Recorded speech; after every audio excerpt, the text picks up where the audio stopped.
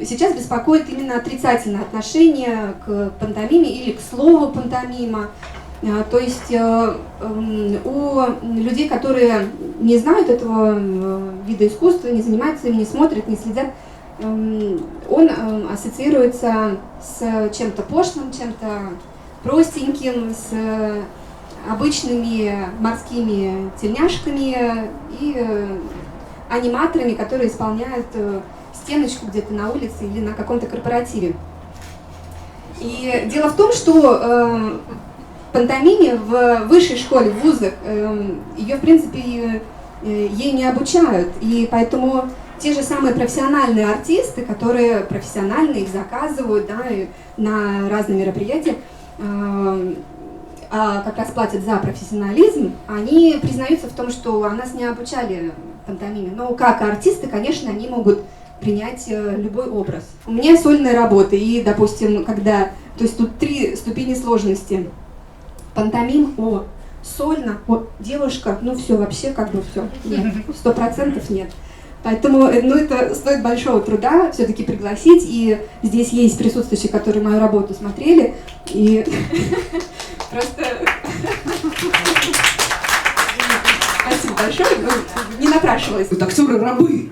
Давайте выходить из рабства пантомимы, потому что актер либо раб текста, либо раб декорации, либо света, там художник еще на вас там какие-то костюмы нашьет, а вам неудобно играть. Раздевайтесь. Раздевайтесь, лицо прячьте, мимику даже убирайте и в путь. И только так, то есть действительно человек может быть театром. Это дом его тела, и он может быть и драматургом, и художником, и режиссером, и уже воплощать все свои замыслы и стремиться к этому образу. Я, конечно, очень люблю русскую литературу, великую, люблю Гоголя, и у нас в Театре миниатюр был создан спектакль еще по сценарию Василия Нилова в пантомиме. Было интересно богатый язык Гоголя перевести на жанр пластики. И когда мы его создавали, у меня была мечта, чтобы сыграть его действительно на Невском проспекте. Гоголь, Невский проспект идет на Невском проспекте. И так и случилось. Мы играли в витрине, здесь недалеко, Невского проспекта. Невский проспект, спектакль, мне кажется, удался, потому что там было просто путешествие по этим персонажам через пластику.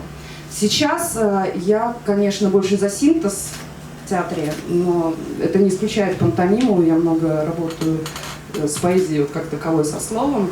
Но хорошо, когда вообще соединять искусство, мне кажется, просто время бежит. Время бежит, вот эти все информационные сети, но когда мы куда-то ездили, даже в Одессу мы приезжаем на фестиваль, вы из Питера, вы мим, вы пантомимой, а что не клоунадой? То есть огромное количество, я так рада была услышать, что пантомима живет где-то там на севере, оказывается. Но в Москве ее фактически нет. Это мой опыт. У нас как раз наш театр заказывают постоянно в Москву, потому что говорят, у нас только клоуны, у нас только комеди-клаб, у нас там вот стендап-шоу, все. У нас очень мало людей, которые именно делают пантомиму чистую.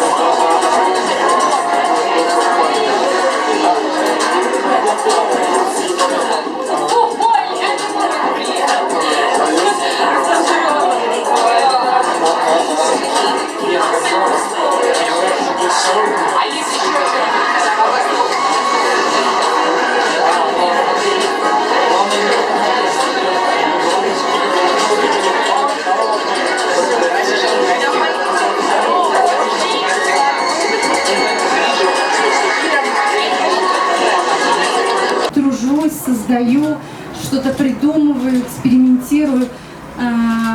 Не знаю, кому-то когда-то это пригодится, но могу сказать только одно.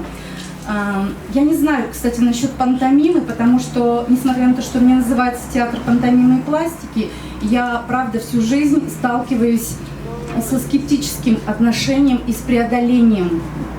Хотя в свое время я уже хотела от него избавиться, но тут встретился Модрис Теннисон, мы в Риге с ним повстречались, тоже подружились, гуляли долго, разговаривали про искусство. Я говорю, нет, наверное, надо слово пантомима убирать. Он говорит, ни в коем случае, держись.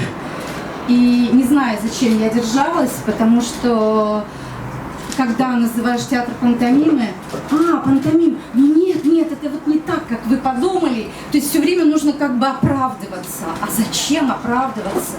И тогда что действительно такое пантомима?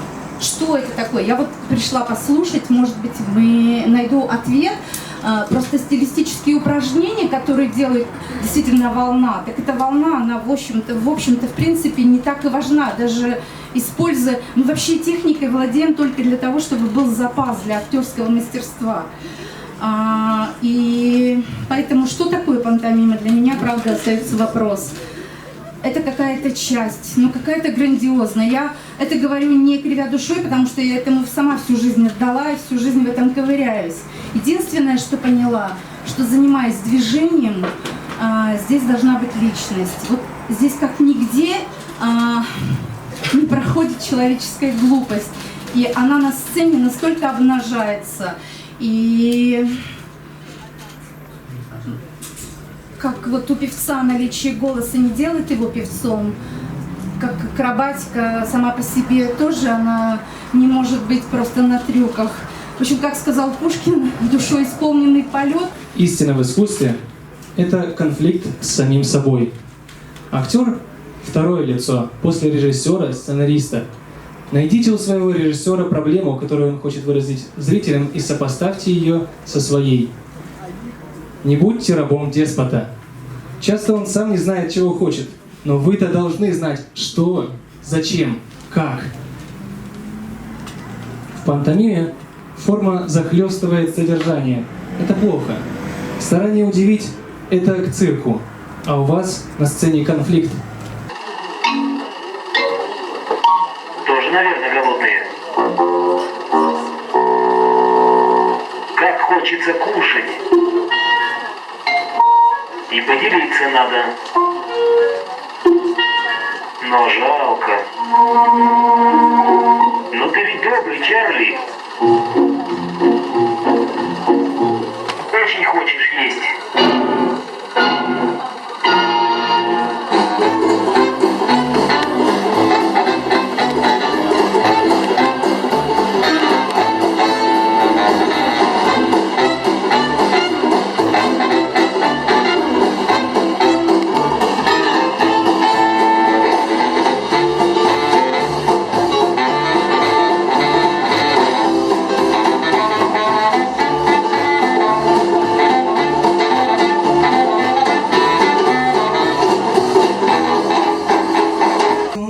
Момент совершенно ушли от драмы, от драматического какого-то существования и просто полностью погрузились в пантомиму.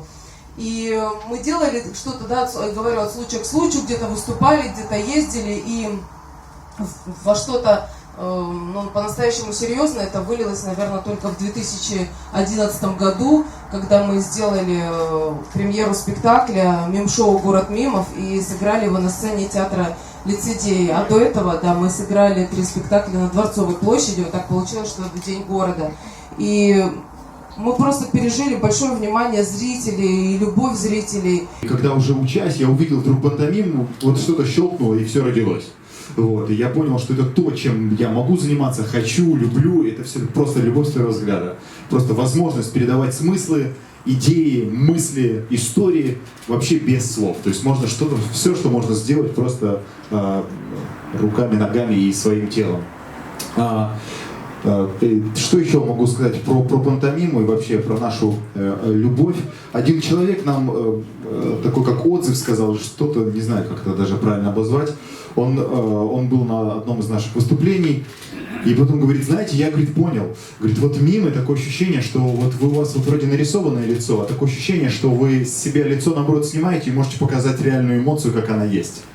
И для нас это такой интересный момент был, потому что вдруг это тоже как некий щелчок такой произошел, когда ты можешь реально сказать то, что ты думаешь, не полутонами, а по-настоящему, как оно есть. Даже не просто, что ты думаешь, а что ты чувствуешь. И таким образом, как будто снимается лицо, и человек может видеть душу.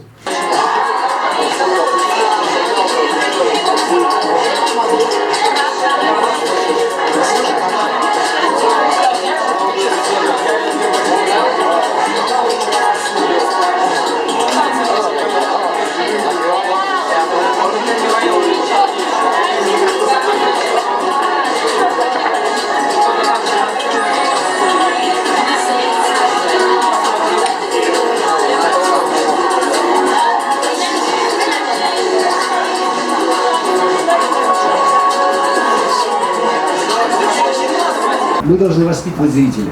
Мы обязаны воспитывать зрителя.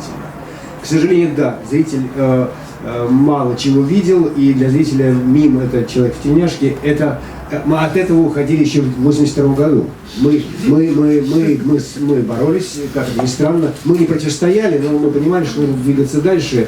Мы пробовали, в студгородке пробовали сделать номера пластические, какая-то клоунада с бытовыми предметами. Мы называли это бытовая пантомима, почему-то так называли, да. Но как-то было неинтересно. И дальше мы пошли, наш коллектив пошел чуть в другом направлении. Мы стали заниматься то, что мы называли пластикой. Мне интересна пантомимия, даже не техника, а вот этот поиск средств выражения, когда человек с минимумом движения передает максимум информации. То есть когда человек не важно, как он одет, в какой стилистике он двигается, но мне понятно, о чем он думает, я понимаю, что с ним происходит, и я испытываю его эмоции. То есть они передаются ко мне напрямую. Да? Я видел много примеров, когда человек просто сидит на сцене и ничего не делает. Он просто поворачивает голову, чуть приподнимает бровь, и у меня мурашки бегут по телу.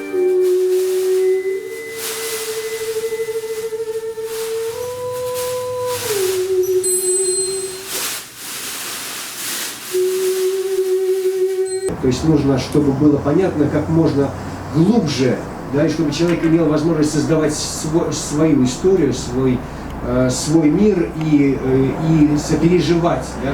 Потому что если только актер начинает отделяться и демонстрировать свое умение, публика остается холодной, она радуется мастерству.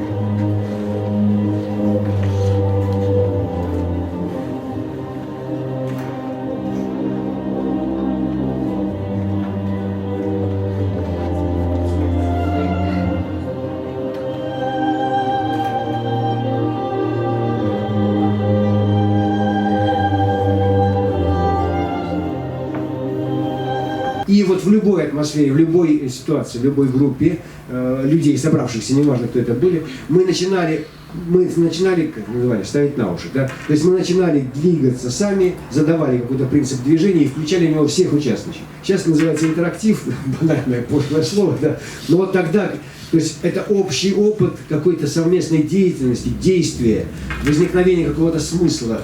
Когда люди, мы его не определяем, но люди его ощущают, просто ощущают. И это колоссальный опыт, который может зритель получить вот, непосредственно, и который всегда дорог.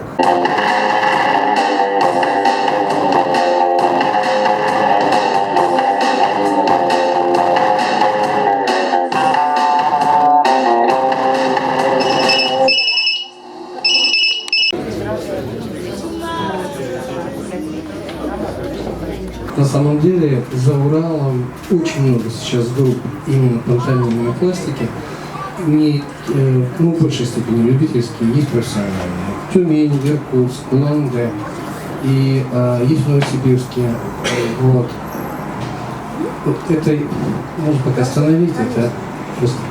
Вот, и там до сих пор это живет и будет жить, и оно развивается совершенно в своем определенном направлении, не похожем, и это здорово, на то, что происходит и здесь, и в Москве, и в мире, потому что там свой какой-то особый, своя особая атмосфера, свой какой-то язык. Они с удовольствием работают, сотрудничают как с Питером, так и с Москвой, но как-то вот я на будущее, если будут какие-то дальше тусовки, фестивали, не забывать все, что там есть за Уралом, там живет и развивается, и причем именно корни берутся отсюда, из Питера. То есть это все вот за Уралом, все это существует, они все это организовывают, и я, побывав там в жюри, был, в общем, очень сильно удивлен. Вообще, что такое Ханты-Мансийск? Какой-то город, который на самом деле где-то вырублен кусок тайги, и вот там поставлено несколько домиков. Оказывается, они там проводят такой сумасшедший фестиваль, у них там фестиваль кино проходит, «Дух огня», который организует Соловьев, фестиваль дебютов кино. Вот. И, то есть, жизнь там просто так бьет ключом, что я обалдел, не хотел даже уезжать.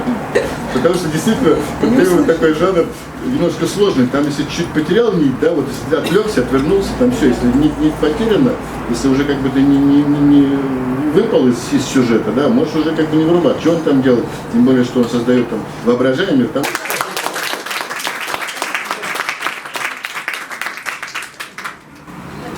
Ну и кто занимается пантомимой, хочется пожелать, чтобы носили. Вот большое спасибо Екатерине, которая нас всех... Это историческое событие. Роберт говорит, пантомимы нет, пантомима есть. И будет. Если будет.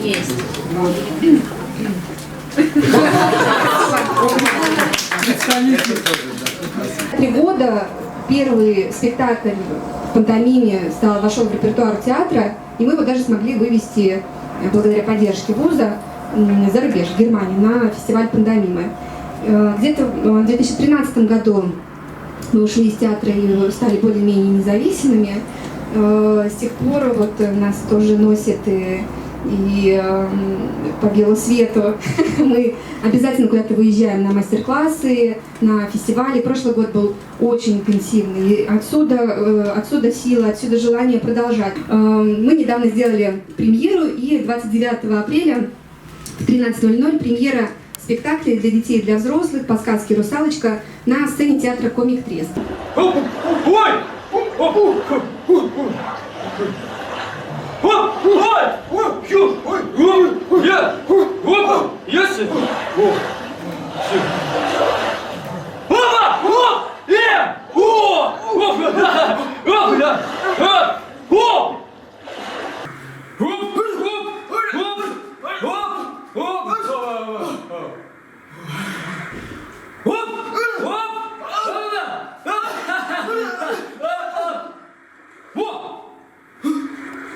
Вот такие.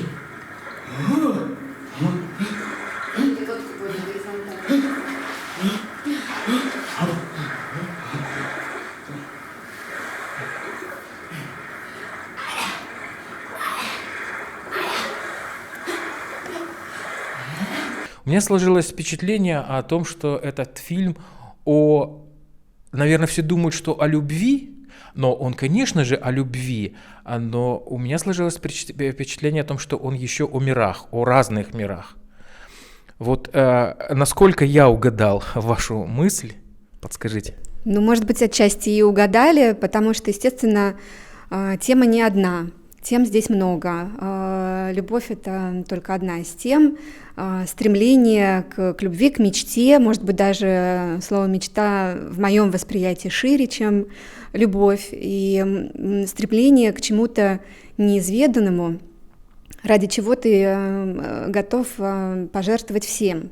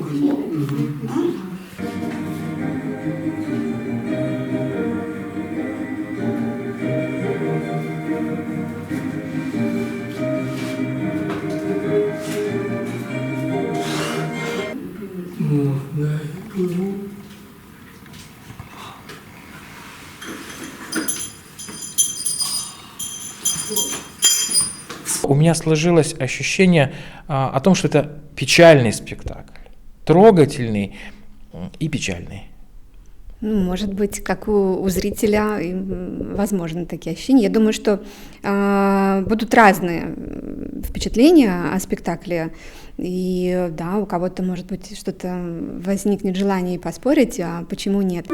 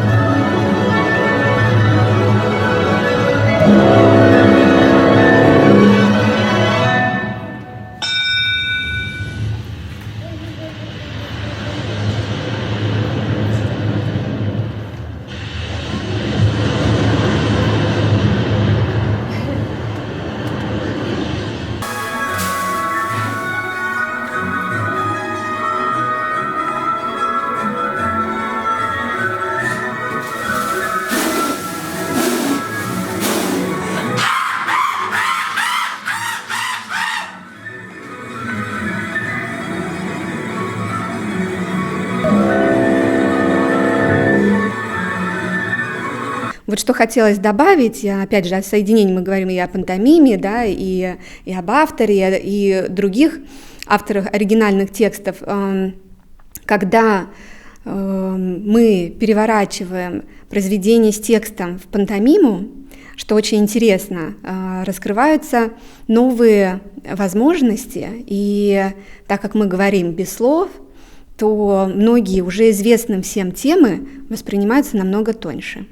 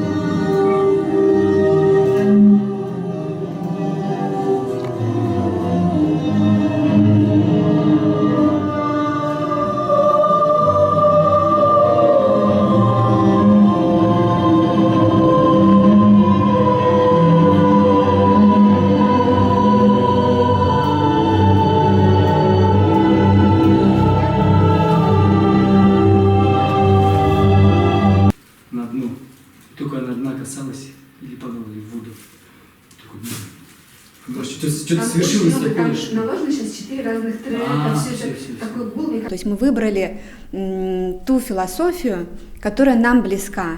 И в синтезе этого опыта рождается, возможно, что-то новое. И,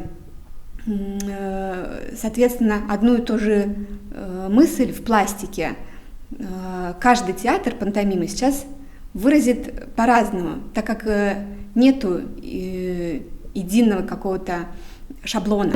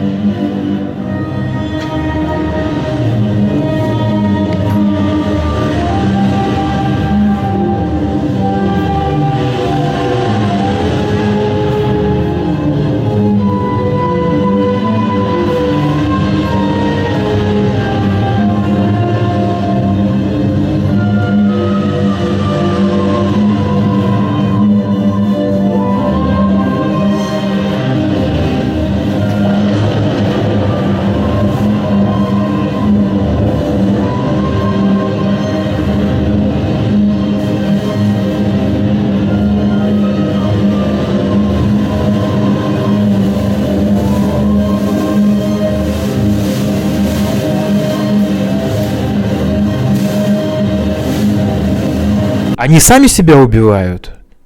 Или это какая-то некая сила так делает, что они погибают? Почему они погибают? Почему нету взаимодействия того, что по большому счету в мире очень хорошо гармонирует и взаимодействует? Ведь гармонирует воздух с водой, а вода с землей, и вот мы все вместе живем. Или нет? Как это вот по-вашему, по-театральному в этом спектакле, конкретно в этом вот представлении?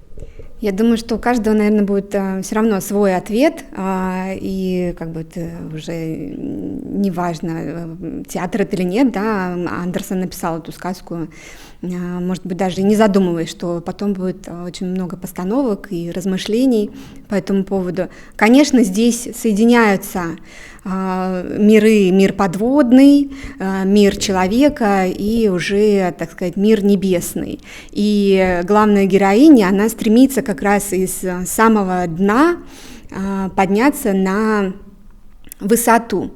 Далее в самом спектакле уже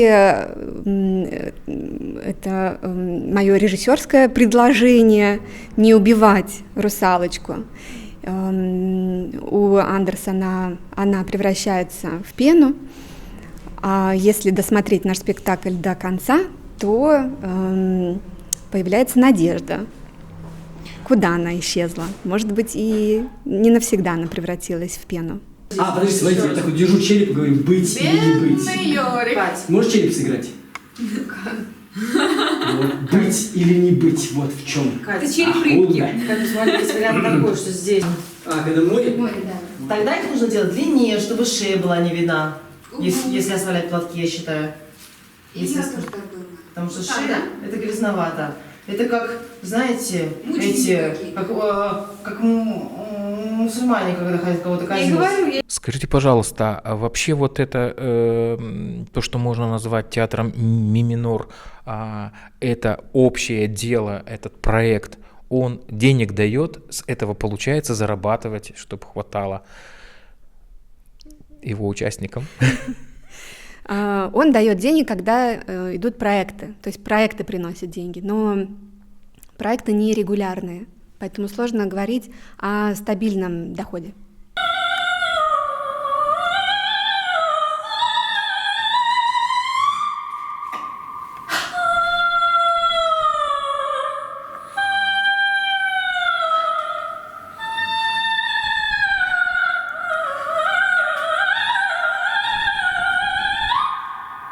Творческая свобода, свобода актера, свобода режиссера и академизм. Вот степень академизма и творческой свободы в вашем творчестве, вот это соотношение, каково оно в процентном выражении или в спектаклях? Как раз-таки, мне кажется, я нахожусь в некой гармонии, потому что, во-первых, за 10 лет база изучения достаточно большая. Мы работали с мастерами в Петербурге и регулярно выезжаем к мастерам за рубеж.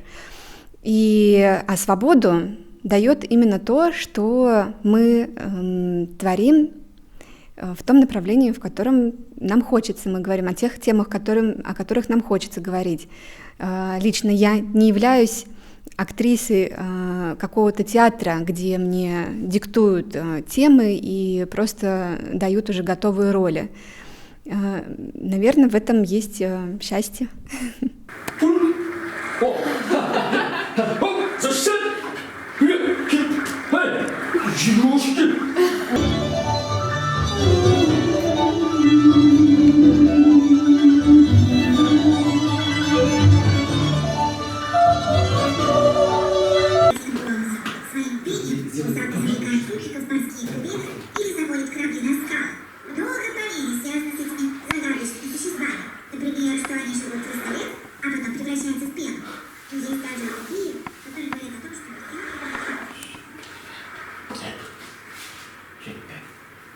Антонина, когда я вас видел в спектакле, у меня не создалось ощущение, что вы робкий человек.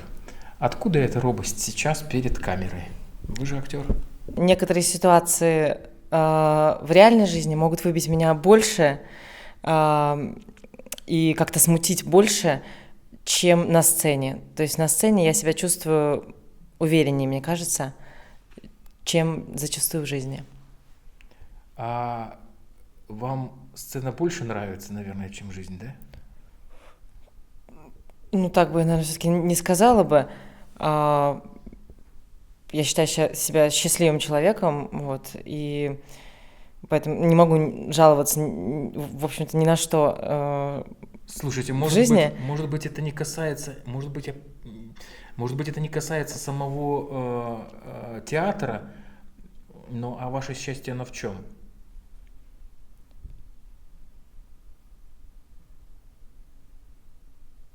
Мое счастье в том, что я, в принципе, я, по крайней мере, на данный момент здорова, да,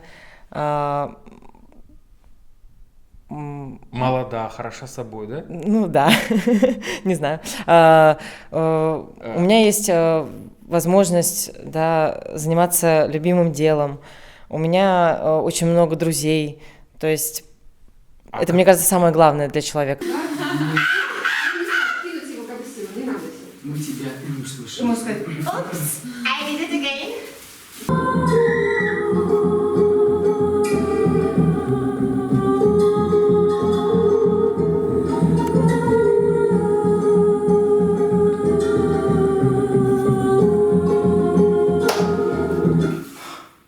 Где вот в этом во всем место театру? Театр является полноценной, конечно же, частью этой счастливой жизни, потому что позволяет, с одной стороны, иногда уйти действительно от реальности, если все-таки реальность тем или иным образом как-то расстраивает, да, тебя или содержит в себе какие-то сложности, трудности. А с другой стороны, театр позволяет те ситуации, да, которые случаются в реальности, воплотить на сцене в театральной форме.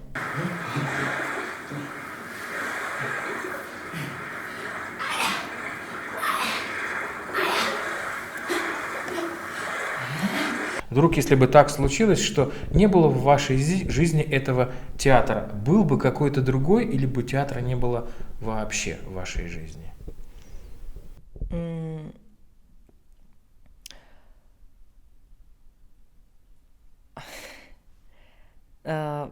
Поскольку все началось, можно сказать, с этого театра, и все те возможности и связи с другими коллективами, с другими творческими личностями, которые у меня сейчас есть, они возникли именно благодаря изначально этому коллективу, то, конечно же, всего того, чем я занимаюсь сейчас, да, здесь, в этой стране, там, в других странах, когда езжу на какие-то фестивали, может быть, или в театральные школы, всего этого бы не было, если бы не было бы этого коллектива, если бы меня бы когда-то не позвали бы в этот коллектив, ну, точнее говоря, не позвала бы Екатерина.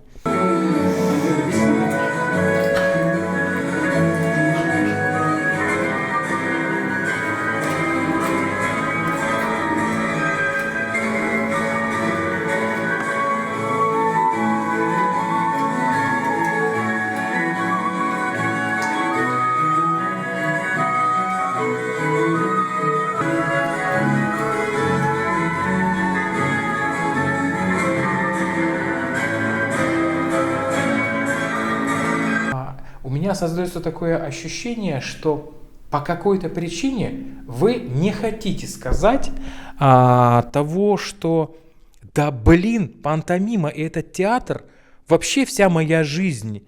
И здесь все мои друзья, здесь все мои связи, здесь вся моя слава, здесь все, что я собой представляю, собрано здесь. Если оно собрано в каком-то другом месте, то в другом месте меня воспринимают так, потому как я состоялась здесь.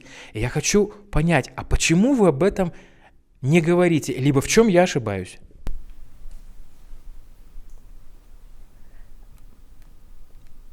Дело в том, что я настолько, на самом деле, многими вещами увлекаюсь,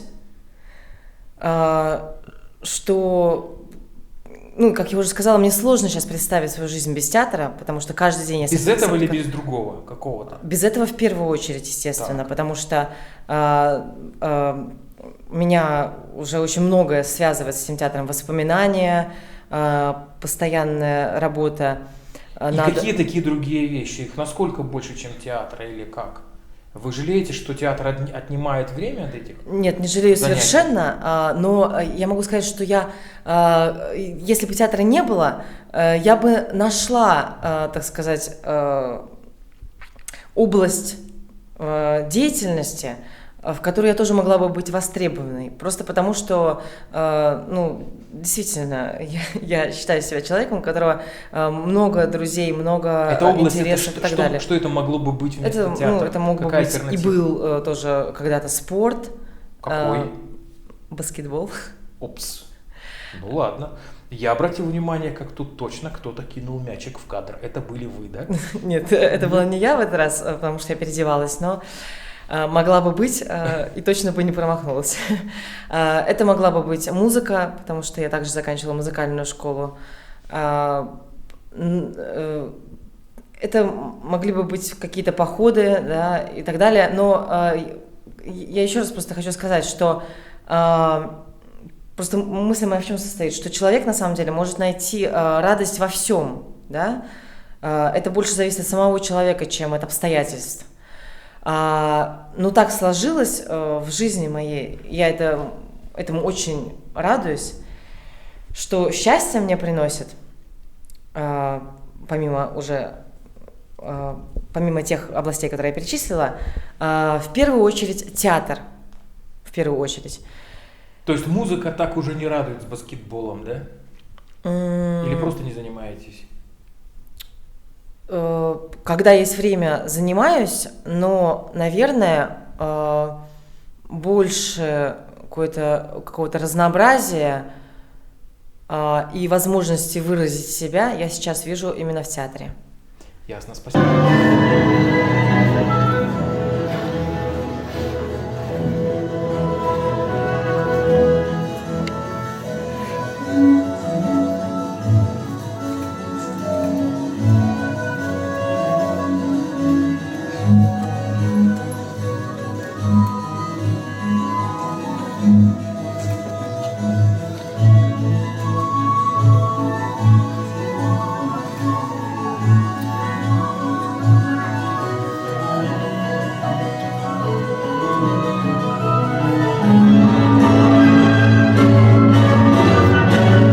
Наша деятельность не ограничивается, во-первых, только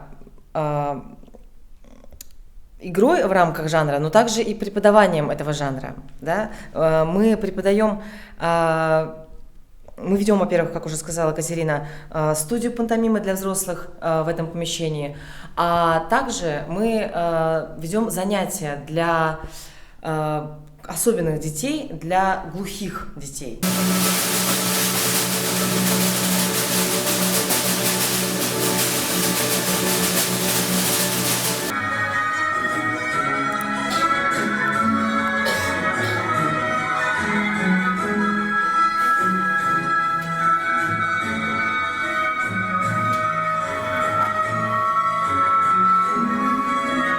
Дело в том, что, во-первых, все-таки пантомима, да, это не совсем язык глухонемых, просто не все это понимают. Поэтому нужно тоже, преподавая пантомиму, учитывать особенности мышления тоже людей глухих, да. Например, в том, что у них очень ограничен словарный запас, да, или в том, что у них не очень развито образное мышление. То есть, соответственно, что я хочу сказать, что с одной стороны, действительно, пантомима близка, да? Ну, то есть для глухих или плохослышащих она все-таки другая, не так, как для всех. Ее нужно адаптировать, да? Она другая. И на самом деле об этом говорил один из спикеров наших, Александр Копосов, который как раз работает в коллективе, как руководитель коллектива «Дети тишины», он как раз говорил об особенностях, да, работы с такими людьми и о том, насколько ему доставляет это удовольствие, потому что от них в особенности чувствуется какой-то отклик, какая-то искренность. То есть такие примеры есть, когда не только мы, да, вот работаем с глухими, в данном случае, детьми, но, например, этот коллектив, руководителем которого является Александр Копосов, работает со взрослыми, да, глухими. То есть разговор глухих там, или глухонемых – это не то же самое, что пантомима. И поэтому, с одной стороны, например, такую ошибку могут часто допускать сами актеры, когда они начинают вдруг некий диалог вести совершенно как глухонемые, не понимая, что это не одно и то же, что в пантомиме жест, он как бы имеет обобщение какое-то, он может быть абстрактным и прочее. А с другой стороны, это может быть сложно и для актеров глухих, когда они начинают больше, может быть, общаться именно своими жестами, передающими те или иные слова и понятия, им сложно донести, что пантомима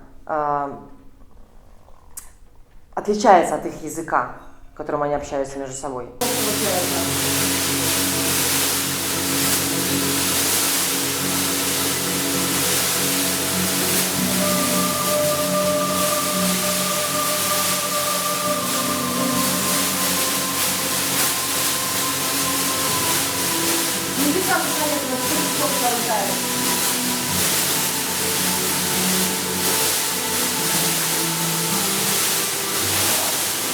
Мы же не знаем, что такое душа. Вот русалочка стремится к бессмертной душе. Что это такое? Никто не знает.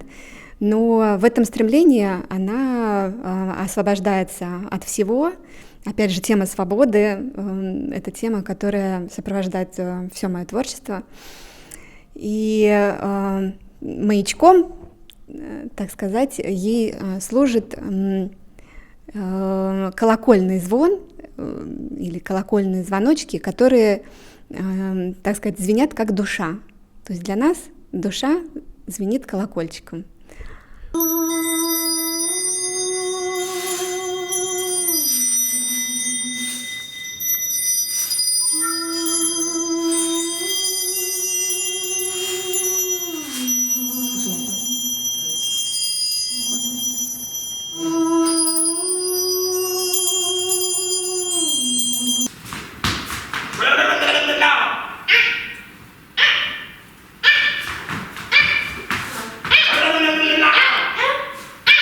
Опять это появляется. Заходит сюда. А он, по-моему, ушел перед тем. Да, один раз он ушел.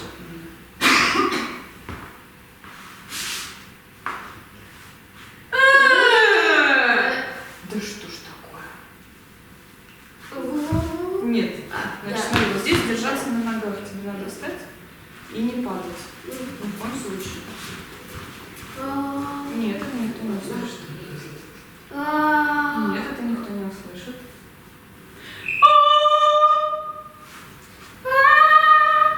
Нет. Громче.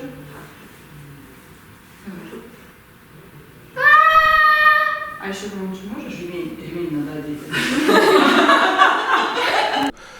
Мы сейчас находимся в пространстве «Светлый мир». Представьтесь, пожалуйста. Меня зовут Маша Плаксина, я режиссер театра «Сулу». А что собой представляет ваш театр? Пару слов хотя бы. Это уличный театр. Мы занимаемся карнавалами, уличными перформансами, но делаем и зальные работы. Какие работы? Зальные для зала. Чуть-чуть покачивайтесь со стороны в сторону. Корпусом.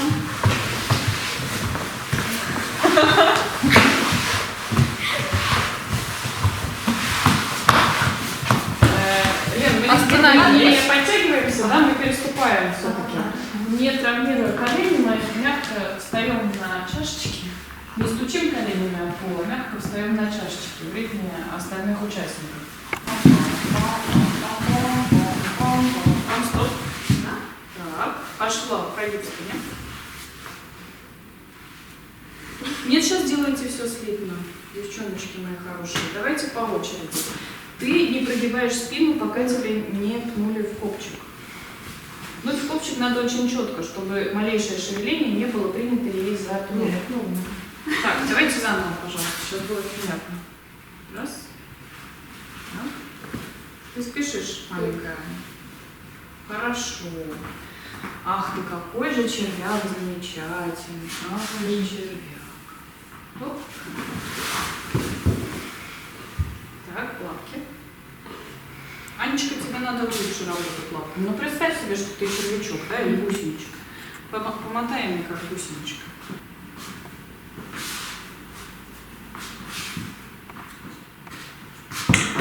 Да, нормально. Да, потом мы такие с Марселиной посмотрели на это. Червяк, хватит валяться. И мы начинаем давать сигнал, что ему надо перевернуться. Он переворачивается.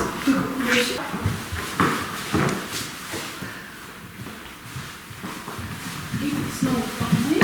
И поджимай пальцы, маленькая Аня. Ты ползешь на ладони, да. Это получается вообще.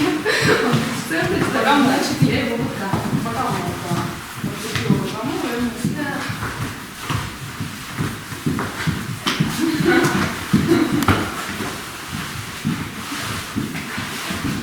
И сразу на ходу прям вылезать. Давно занимаетесь, в принципе, этим? Самостоятельно или учились на это? Я училась в театральной академии. Занимаюсь этим 3 года как режиссер и актриса, и еще раньше работала художником-постановщиком в театре. Художником проработала 10 лет, решила, что буду режиссером. Вот, отучилась, работаю. Ну, мы вас подвинули для того, чтобы... Говорите, балуйтесь, все нормально, балуйтесь. Мы вас подвинули для того, чтобы сменить картинку, чтобы были очень интересно нашим зрителям смотреть наш разговор. У вас фифект дикции или может У такой? меня фифект. А у вас тоже фифект? У меня тоже фифект. У меня такой фифектный. Скажите, пожалуйста, какой у вас был педагог по речи, что у вас такой фифект? У меня была замечательная педагог Алла Борисовна. Не, все, больше не надо. Спасибо. Что собой представляло сейчас то занятие, которое мы видели, которое сейчас продолжится? Это просто репетиция или это какой-то открытый мастер-класс? Потому что заявлено было, что все-таки мастер-класс, а не для профессионалов. У нас вообще в это время обычно пантомима, на которую приходят люди, те, которые хотят заниматься пантомимой. Занятие у нас ведет наш педагог Марианна Хохличук. Но сегодня все немножко переигралось в связи с тем, что в метро произошли события, и мы репетировали наш спектакль, который называется «Уикенд на Марсе». Но у нас пластический театр, как бы тело, оно не может не дышать, оно не может не звучать. Да? Если мы отключаем звучание и дыхание, то у нас менее выразительным становится тело. Поэтому даже работая в маске, человек дышит, человек пытается издавать звуки для того, чтобы его персонаж жил. А тексты насколько сложные у вас в театре? Примерно такие вот.